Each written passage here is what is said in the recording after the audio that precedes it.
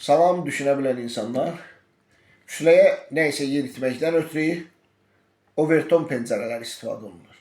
Özümdən Amerika filan açmıram, politologiya keçənlər bunu bilir.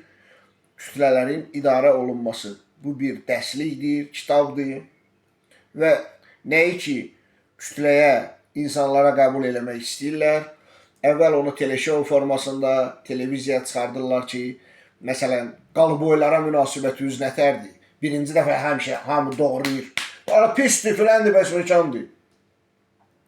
İkinci dəfə iki dənə qalıboyu da çıxardırlar. Onlar deyir ki, mən də adamam, filən bəsməkan. Yavaş-yavaş kütlənin, nəzər nöqteyin, fikrin dəyişirlər. İndi bu İngilis köpəyoğlu BBC dünənləri Bakı küçələrindən intervyu götürür. İnsanlardan, kütlədən. Deyir ki, İranla İsrail müharibə eləsə, kimə tərəf olarsınız? Və öncədən orada hazır cavablar qoyulub 2 dənə.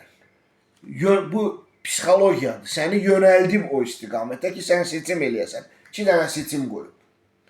İranın tərəfini saxlayarsan, İsrailin tərəfini saxlayarsan. Və bu da overton pəncərəsidir və çox təəssüf olsun ki, Bakı küçələrində heç kim demədi ki, neytralitet saxlayaram, müharibəyə qoşulmaram, ölkəmizi poligona çevirmərəm. Bu qədər.